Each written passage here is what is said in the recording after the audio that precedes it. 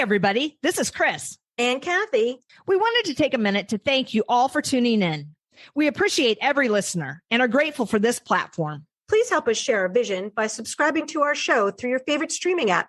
Follow us on Facebook, Instagram, TikTok, and YouTube at PetAbility Podcast. Check out our ever-growing list of affiliates and sponsors. Simply go to the show notes for information and links.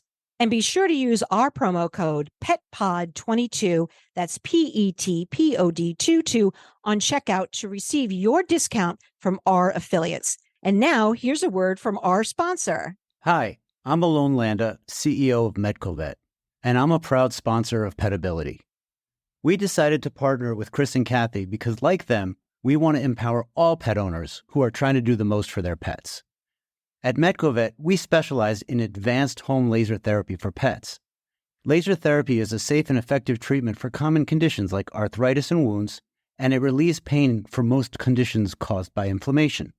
With MedcoVet, pet owners can perform this treatment at home while receiving support from experienced clinicians. If you think your pet would benefit from healing at home, visit medcovet.com, and one of our clinical experts will work with you to determine if home laser therapy is the right fit for you and your pet. Tell them PetAbility sent you. Calories aren't the enemy. I mean, you have a working dog that's expending a ton of calories. They need more. So it's just finding that balance. Welcome to PetAbility. I'm your host, Kathy Simons, certified veterinary technician, certified canine rehabilitation practitioner, and certified hospice and palliative care technician for pets.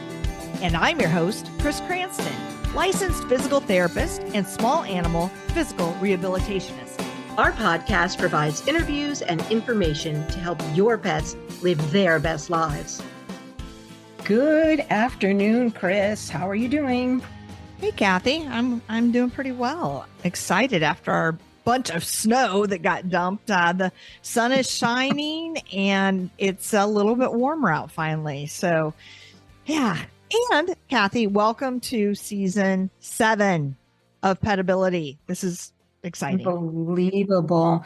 Yeah, everybody should stay tuned. We've got a couple of things coming up this year, right, Chris? We've got a couple of new things happening, but we'll keep everybody posted. We've mentioned before that we have over 150 shows and counting. And can't believe that we're starting our 7th season in January of 2026. So here we go. I think we posted this already, but we ended up being the number 6 spot at the end of the year on FeedSpot when they were doing their calculations for the top best pet podcasts out there. And we ended up being number 6. I think it was veterinary podcast. I don't know if there's a differentiation there. So that gives us more street cred, I think. Okay. Well, listen, we're doing a great show today, and I think it's very timely. We're going to be talking about calculating calories for pets. And we're going to do a deep dive there. And I'm going to tell you a little thing that's going on with Mac. And I know you know, because we've shared this before, but Mac recently had surgery. He had to have some bladder stones removed. So he is recovering from that and doing quite well. And thank you for reminding me that I could use the MedcoVet Luma for his cystitis. That is really helping with his recovery. So I'm using that. Good. He's tolerating it so well. He just sleeps through the whole thing. You know? Right. So he's it's lovely. So easy to use. Yeah. So easy to use. But anyway, it's been very helpful in his recovery. But what I wanted to mention about talking about calories today is that Mac had to change his diet recently to a diet that is designed for dogs that have or develop bladder stones. And even though I've been a technician of 35 plus years, I was surprised to see that my pug was putting on, a little pudgy. And so I talked to the doctor about it, and she said, well, did you look at the back of the bag? Like, how much are you feeding him? And I was stunned to learn that, I'm overfeeding him because I didn't look at the calories or do a calorie calculation versus one, the food that he was on prior to this and the new food. So I can relate to this topic very much. Yeah. It's kind of like when I eat, lasagna versus salad. It's different food. Yeah. Calories are not the same. A bowl of lasagna is not the same as a bowl of lettuce. It is not. And I'm going to go out on a limb here and make a very bold statement. I think that feeding your dog the right amount of food is one of the easiest ways to keep them healthy. We talked about this before at other shows. Too many calories lead to weight gain and health problems, and too few calories lead to being undernourished. So understanding calories doesn't have to be complicated. And we're going to talk a little bit more about that as we go into the show. Yeah, absolutely. And I wanted to also mention that we did do a show on pet obesity. It's a big problem in season 2. So very early on, because again, this is such a problem area for so many of us with our pets. And I always say, if somebody else was in control of what I put in my mouth, I would be much thinner. So, we have that ability to do that for our pets. But on the other hand, calories aren't the enemy. I mean, you have a working dog that's expending a ton of calories. They need more. So it's just finding that balance. We're going to just talk about the right amount of calories for your pet. And there are a number of factors that influence that. So it was so important that we recently did a rewind or a repeat of the publishing of the Pet Obesity Show as we wrapped up 2025, thinking of the holidays and the weather getting colder in a lot of the world and dogs being more sedentary over the winter months. And just like us, with not expending maybe as many calories and being outside as much, they can gain weight over the winter. So, and then we're following that up with this. So I really like what you said there, that calories aren't the enemy. Calories aren't the enemy. They're information. They help us fuel the body properly. So it's not the enemy. We just need to know how much to take in. So what we talk about in a lot of other shows is about how obesity contributes to the risk of other diseases, because I mentioned briefly that you can have health problems if you're obese. And some of those things that are your increased risk for, and we know this as practitioners, canine practitioners, is arthritis and joint pain. It gets significantly worse. And there was some studies done on dogs with hip dysplasia that they did, and they put those dogs on diets and they lost weight, and those dogs got significantly better pain scores when they took that weight off. Intervertebral disc disease, diabetes, heart disease. And I think the one thing that's always shocking to me, Chris, is that studies have shown that dogs that are even moderately overweight die 2 years earlier than their predicted lifespan. 2 years earlier. So I stand by my statement. Feeding your dog the right amount of food is one of the easiest ways to keep them healthy. I agree. I say that everything starts with proper nutrition. Right. So that's just like the baseline, right? And then other things, are the gravy on top of that. But, and how many pet parents do we deal with, Kathy, that are like, I want my pet to live forever? That's, yeah, exactly. It's not a reality, but how guilty might we feel if we thought we were responsible for their premature passing because they were overweight? This is something that can be managed. So, not here to make you feel guilty or punish you, but more to enlighten you, educate you. And like Kathy, I have stayed away from deeply diving into this topic because I thought it was complex. And then I was like, Kathy, we need to do this show. And we tried to get a couple of veterinary technicians on as guests. And I think both of them thought it was like, it's no big deal, that you can calculate the calories. And I'm like, no, we can't. So we want to help you, pet parents and others out there, to be able to do this easily and not be intimidated and know exactly how many calories you should be feeding your pet. Right. And I think there may be a misconception that having a few extra pounds on your dog is a good idea, in case they get sick or whatever. But that really is a myth. We really want to keep our pets lean, and we're going to talk about that. But Chris, why don't you start off by telling the audience what is a calorie? What does that mean for pets? What are calories? Yes, let's demystify that, right? So I was a biology major, so I became familiar with calories early on in my life because calories are simply a unit of energy. So it's how we measure how much fuel we need to put into our bodies to be able to burn a certain amount of energy. So if we're burning calories, we need to replenish that. Does that make sense, Kathy? It does. Yeah. Okay. All right. So what do we need calories for? I think a lot of times we're thinking exercise and sport. No, everyday activities. So it's everything from breathing to circulating our blood, to aiding our digestion. That all requires calories to do those functions. And then beyond that, movement. And again, it can be simple movement. It could be your cat getting up and going to use the litter box, ambling from bed to window to floor, or it could be running an agility course. So, there can be a huge disparity there. And then finally healing, so we need calories. It takes more calories to heal our bodies when they're at a deficit.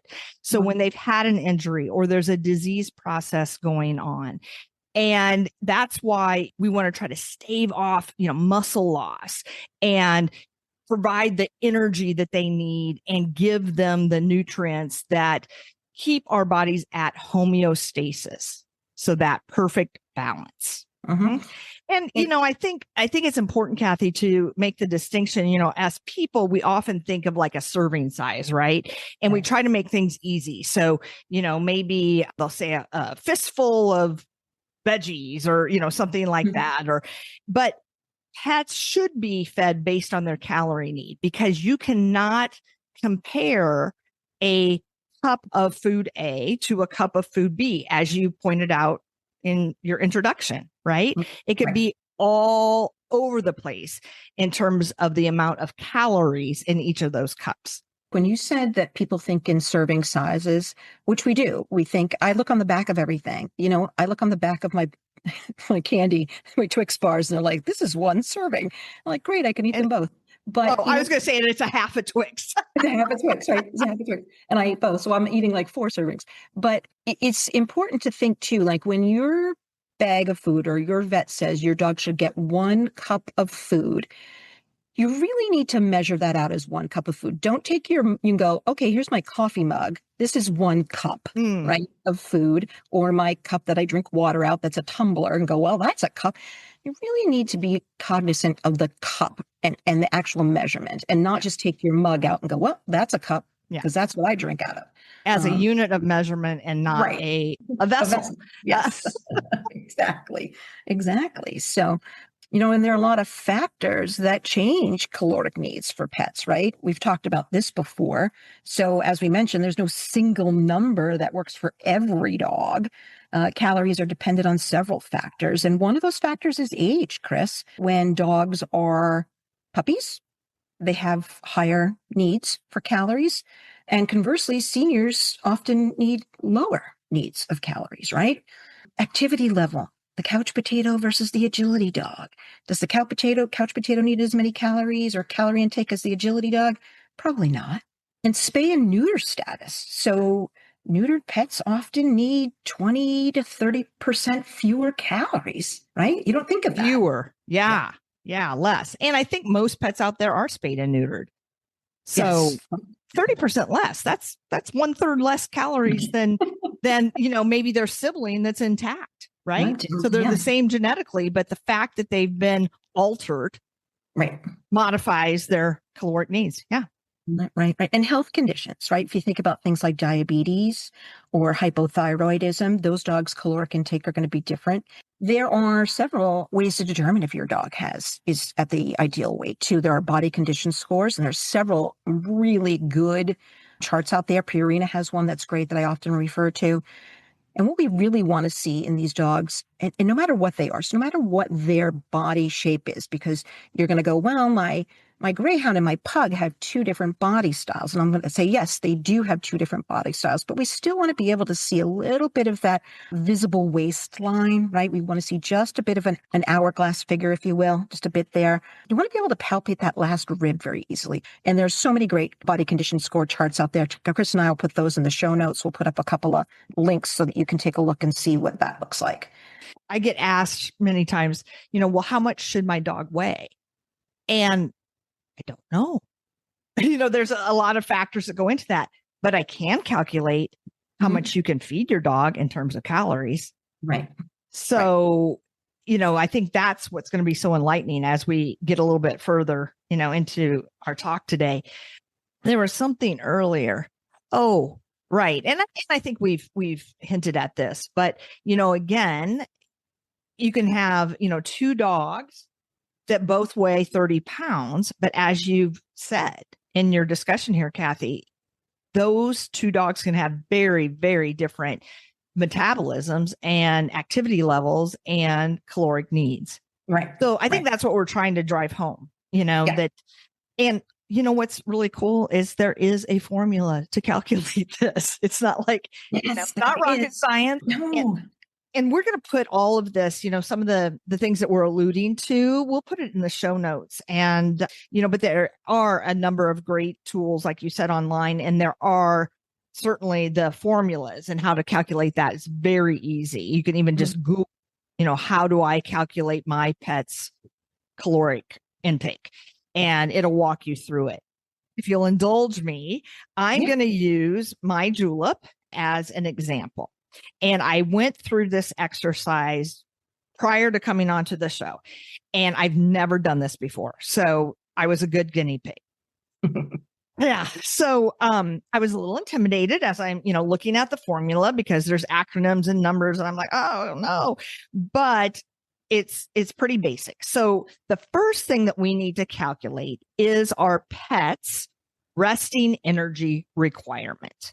So that means how much energy in terms of calories do they need to live, just basic living. So remember earlier, Kathy, when I referred to breathing and circulation and digestion and the ability to move, that's the RER. So they use that acronym for resting energy requirement.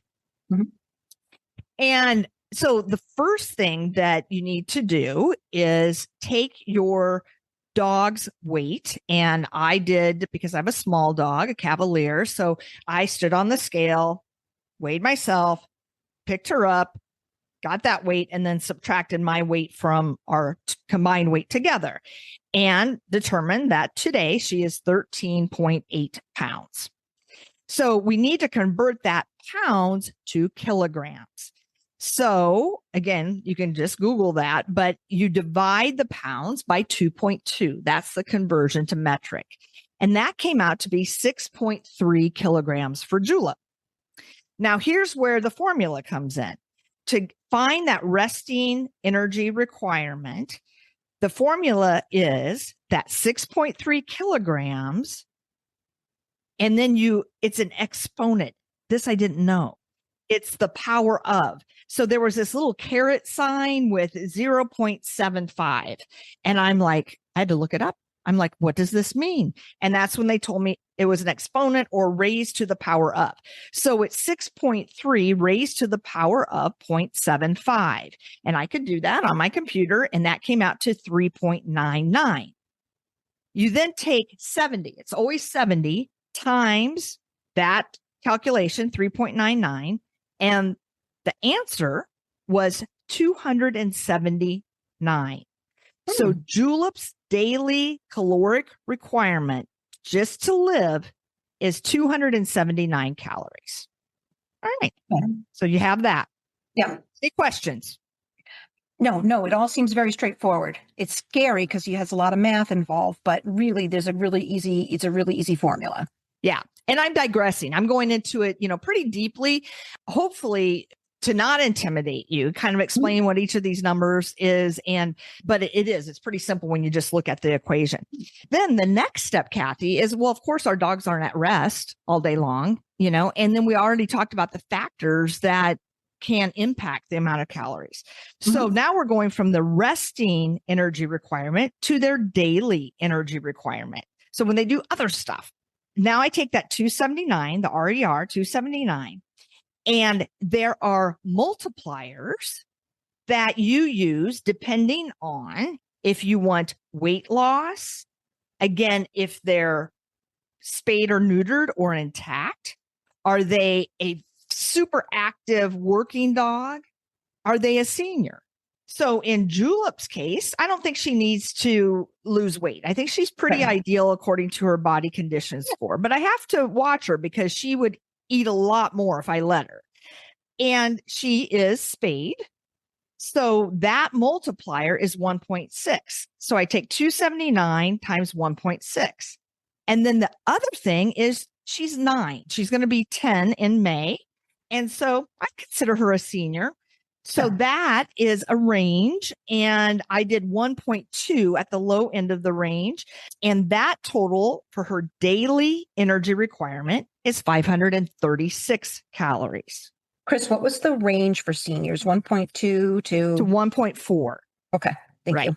So I guess the higher the number, the more calories. Mhm. So back to like the working dog, the range is from 2 to 5.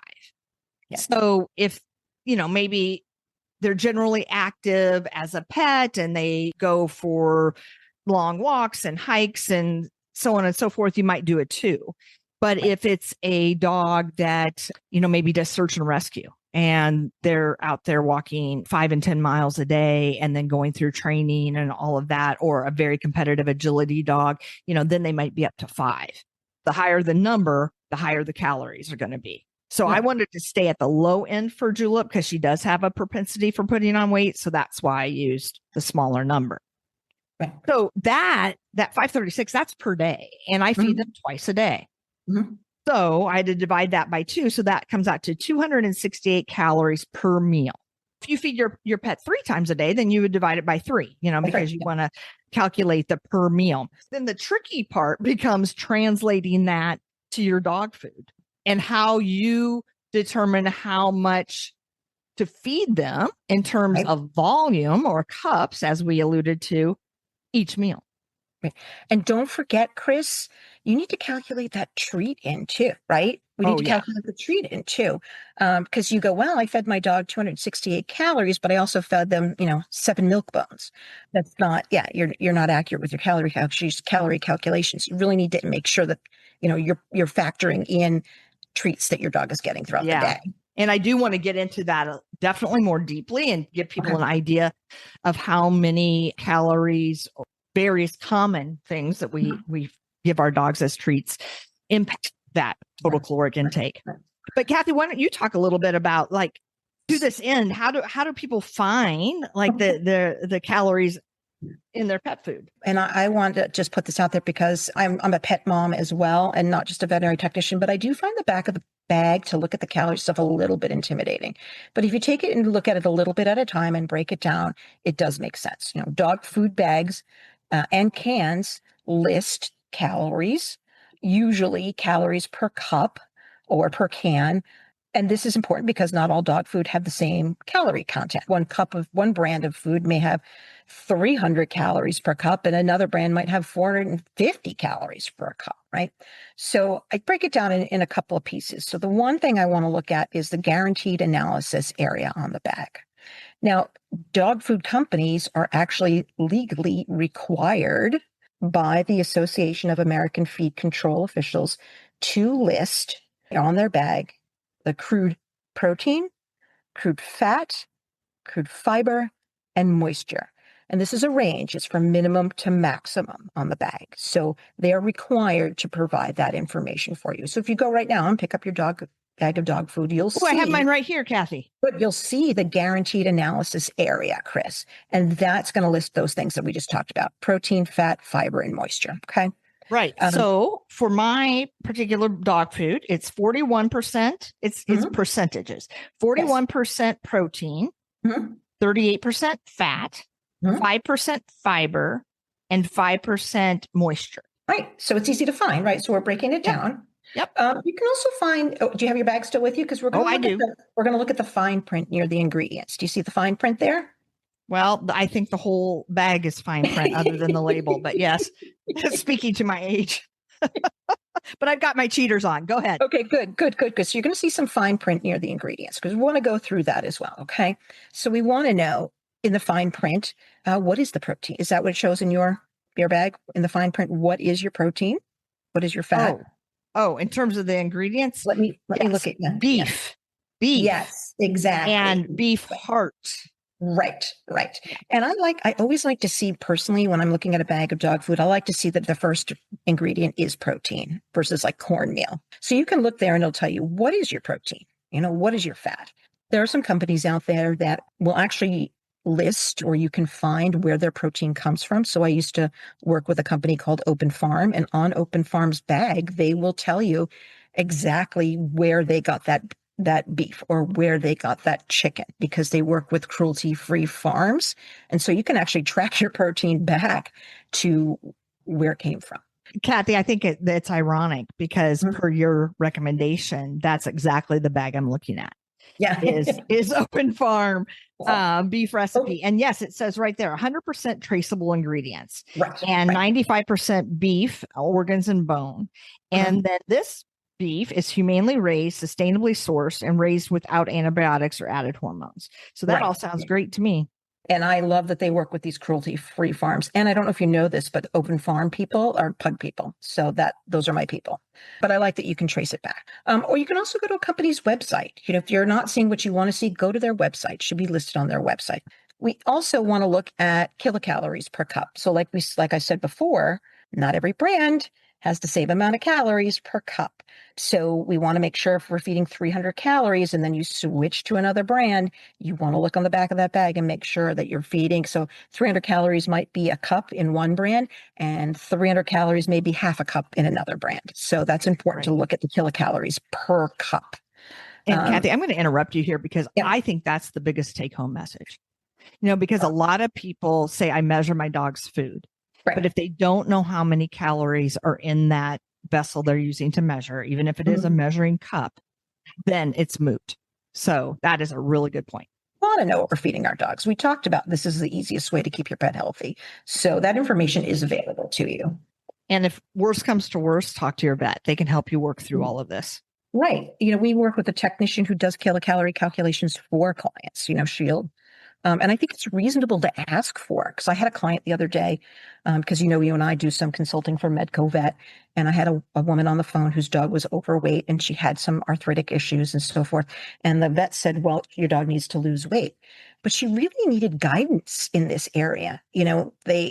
All she was told was, well, your dog needs to lose weight. Well, the dog has arthritis, so walking the dog more, exercising the dog more was very difficult, right? And you can only reduce calories so much. So I said to her, I think it's a very reasonable thing to go back and say, I don't understand. I need help. Can you please do a calorie calculation for me?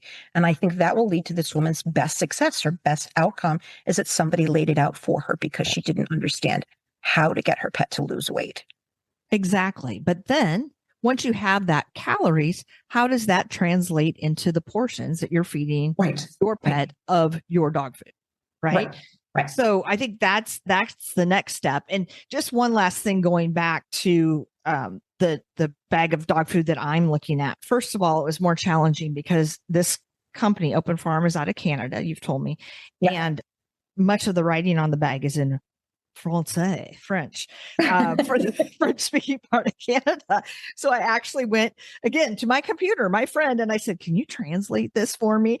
So I thought that was kind of funny. Most of you won't run into that challenge, but so another, basic tip that we said in our obesity show was that the feeding chart on a lot of bags is deceiving.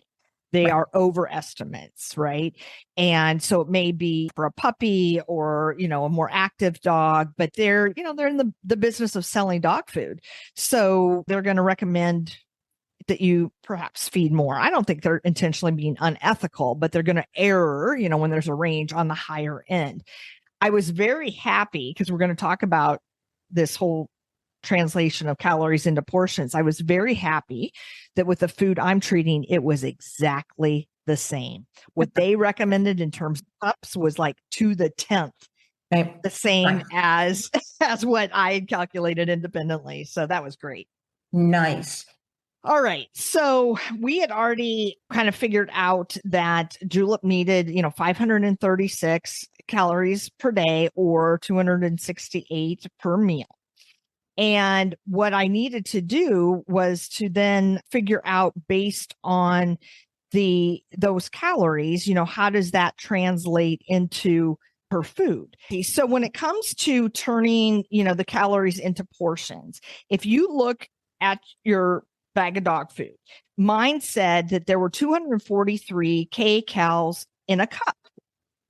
And I know per our previous calculation, remember the RER and the DER and all of that Julep needs 268 kcals per meal.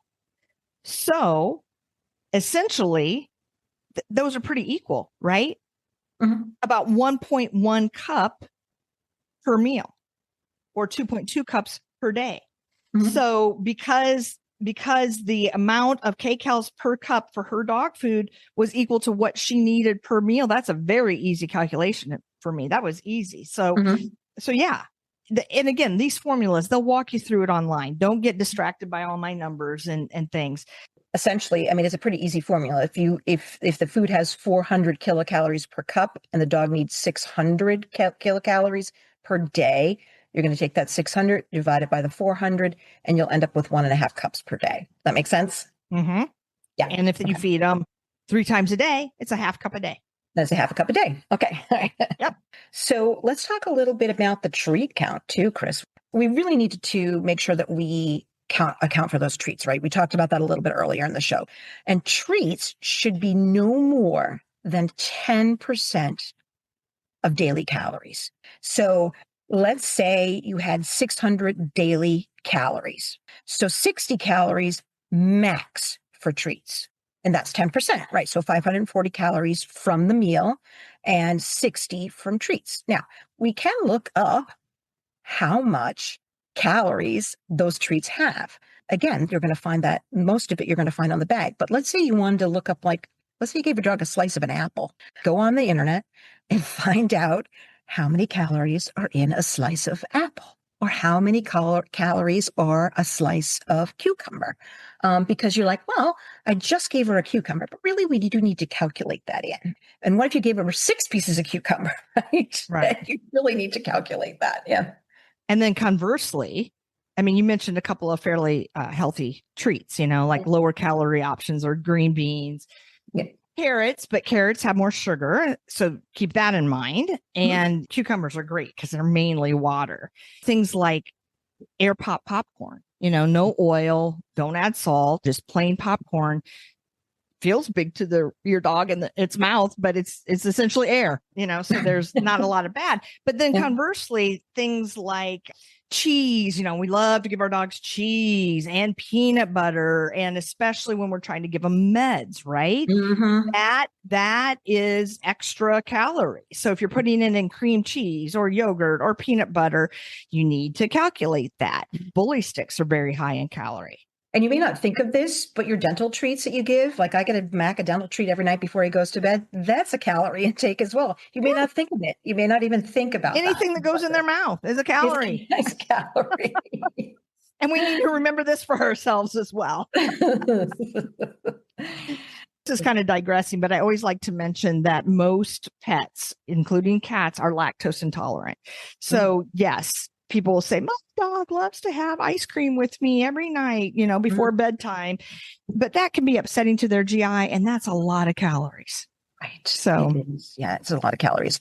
I'm trying to slim down on the ice cream myself, and I understand ice cream is delicious. I understand that ice cream is delicious, and it's hard to deny your pet something when you're eating it. And I understand that, but we can always divert to lower calorie options or healthier options. Like my dog doesn't know that he's going to get a piece of popcorn while I'm eating, something else. What he knows is that he got a snack from me, right? It came from me. So he's not going to complain. He's going to eat it. Right. He's going to get the popcorn versus the French fry. Maybe he wants the French fry, but he got the popcorn, And I always say too, that even the portion on the treats matters. If I give them just a smidge, they're quite content. And vice versa. People think, oh, it's a big dog, they need a big treat. But no, you can give them a little training treat and they love it. And remember, people, that dogs can't taste very well. That's a poor sense for them, but they can smell very well. So, they're going to be enriched and over the moon if they get something that smells delicious to them, despite how much it is. Yeah. And remember, though, the old trick we use in rehab, you can always break those treats into smaller pieces. Oh, yeah. And in my mind, it's like, hey, I got 6 treats, but it was really 1. I know they're not counting it, but that's my humor. I mean, they're getting that reward, Yeah, exactly. So, Kathy, I read that, I mentioned a bully stick earlier, and I read that 1 bully stick can be equal to a full meal for a small dog. Yeah. Right? That is a lot of calories. A lot of calories. Bully stick is something we only get once in a great while here in this house. So how would you suggest that people, monitor their pet's weight? What's a good frequency, maybe to check in on their weight? Of course, you don't want to obsess about it, but you do, you can't weigh them one time and then just assume that you're doing all the right things. And 6 months later, they're going to weigh the same. I would say every 2 to 4 weeks. Especially if you're looking for weight loss, we want to do every 2 to 4 weeks. I would also weight gain. Or weight gain. My Baxter's been very thin throughout his life. And I'm often, it's difficult because I'm trying to keep the weight off Julep and put weight on Baxter. And of course she steals his food. So of course she does. Yeah. She's no dummy. I would say every 2 to 4 weeks, right? To check that. And I would also say, just in my own experience, I would also say use the same scale, right? Use the same scale that you used the 2 weeks before. Sometimes I know it seems crazy, but if you go to the vet, those scales need to be calibrated and they might be off a little bit. If you weigh at one place and then weigh at another, there may be just a little bit off. Kathy, I weigh myself at home. I think I weigh one amount and then I go to the doctor and it's like 3 pounds higher. Why is it always 3 pounds higher when we go to the doctor? But yes, I agree. So I would say for consistency, use the same scale. Okay. So what we're looking for in pets who want to lose weight is we want to see that slow weight loss, 1 to 2% of body weight per week. If you're seeing more than that, then you're probably under feeding. You may have cut back just a little too much. We want to see that visible waistline. We should be able to feel their ribs without pressing hard. Also, for us in rehab, one of the things we noticed like early on from weight loss, easier movement, better stamina. They feel better because they can move better. And if the weight's not changing in that 3 to 4 week time frame, we're going to adjust those calories. Okay, so we'll adjust those calories by a 5 to 10%. You mentioned a couple times about their waist. I want to point out I think from above, you should see a little indentation, and then also from the side, you should see a tuck. So, I think sometimes people only look one dimensionally, but it should be, kind of a circumferential, waistline. Yeah. It shouldn't be the same all the way down from your dog's shoulders all the way to the rear should not be the same. That's like a sausage. Yes. They should not look like a tube. Exactly. You shouldn't look like a tube. Well, I'd like to, just kind of review some of the common mistakes that people do make, we're by no fault of our own. And, it's just who we are. We're human. Yeah. So again, feeding your pet based on the bag directions only. Remember how we said that oftentimes they overestimate.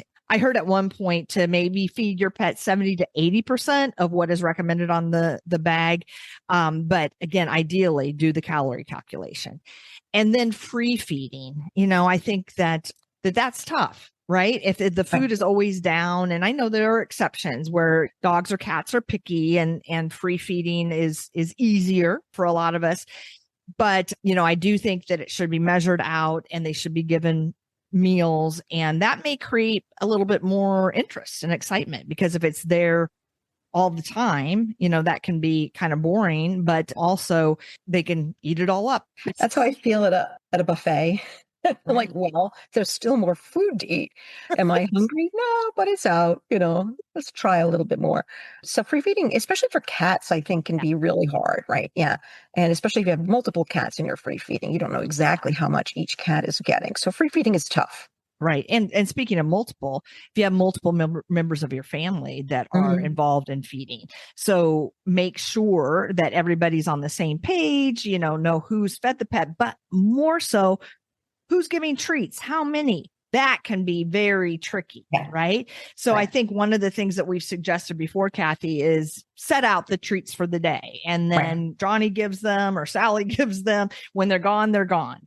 Right. And, everybody's knows that's it for the day for that pet.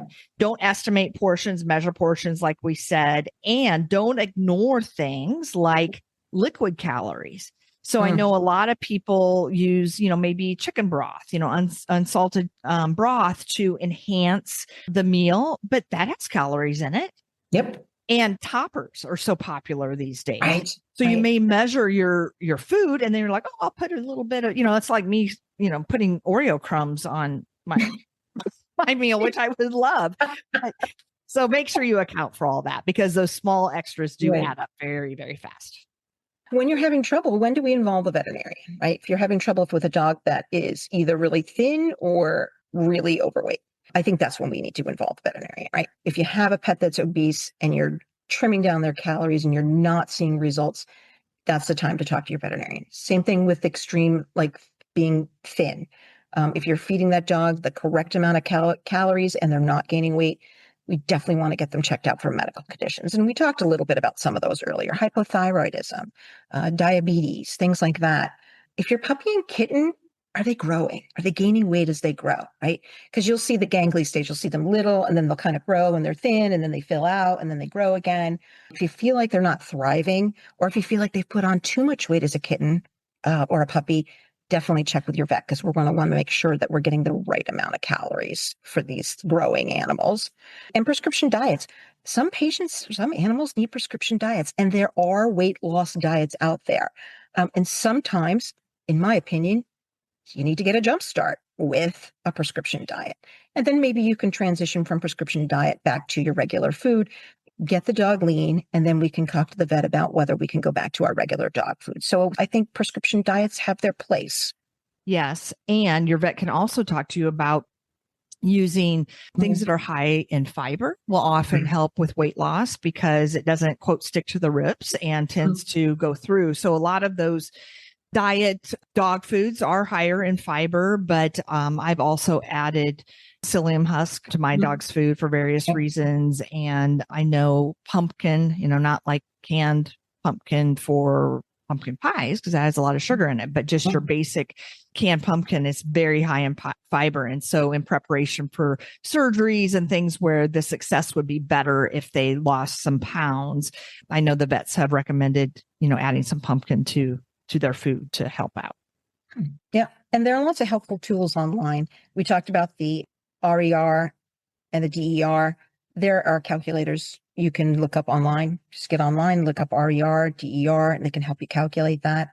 There's so many body condition score charts out there. We talked about that. We're going to put some of those in the show notes so that you can see, compare your pet and give your pet a score. Digital kitchen scales, we can weigh portions. I think that's great. Right. So I think then you just need to calculate the calories and translate it into weight or ounces. Right. And you'd be able to do that as well. And there's all kinds of things online where you can get feeding logs. Personally, I think if you're on a weight loss journey or a weight increase journey, keeping your own log, I think, is great. You could just simply get a notebook and write it down. This week you weighed this, the next 2 weeks this. We're seeing a trend in either weight gain or weight loss. That's the best way to see it, is to write it out, put it in your log and see where the weight stands. And I think, like you said, trends are important. That's like people, you don't want to get on the scale multiple times a day, even every day. Maybe weekly, maybe every other week, because, you could have water weight and you don't want to freak out, and nor do you want to become hyper vigilant with your pet and freak out. I think I am really using my phone a lot more to like keep notes and things like that. So, if you're it's easier to do a notebook and have it right there by their feeding station, their dog food. That's great. But I always have my phone with me. And so I just open up my notes feature on my phone and, can track things that way too. So Kathy, I think I just want to maybe summarize some of the key takeaways for our discussion today. And we're closing out the show here. So here we go. Calories matter more than volume. I think we emphasize that, and hopefully that will stick with you. Start with a calculation. Do the math. It's not that hard. And do your measurements accurately. Don't eyeball things. Really measure. And remember, treats count in the total caloric intake per day. So, and anything counts. Even if you don't think of it as a treat, right? We talked about broth and toppers and things like that. And then, as you're monitoring and looking for those trends, make the adjustments as needed. Every pet's metabolism is different. You're going to do that initial calculation. That's a starting point. It's not for a lifetime. Your pet's going to be more or less active at different times of the year. Your pet is aging. Your pet may have an injury. Your pet may go from being intact to altered. All of that is going to impact the amount of calories that they need. use your vet as a resource. Don't neglect partnering with your vet. If it is overwhelming, they can help you. And I think, Kathy, most of the time it is the veterinary nurses and technicians that will help you to, calculate those calories and make the appropriate recommendations. And sometimes it's just one little tip that can make all the difference in the world. So be open to, those ideas. Reading food labels, limiting treats, and paying attention to body condition scores, you can help your dog stay healthy and happy for many years to come. So I hope you listeners have enjoyed this episode of PetAbility. We had fun, right, Kathy? We had fun, Chris, and I'm going to go eat myself the appropriate size portions of Twix bars right now. Okay. I'm going to go eat some lightly roasted almonds. Or maybe walnuts, because that's a superfood. Hey, it all counts. All right, Chris, thank you. Have a good day. Right. Bye. See you later. Bye. Thank you for joining us. We hope you enjoyed our show. Follow us on social media at PetAbility Podcast. And please check out our affiliates and sponsors. Simply go to the show notes for information and links. Thank you, and tune in next time.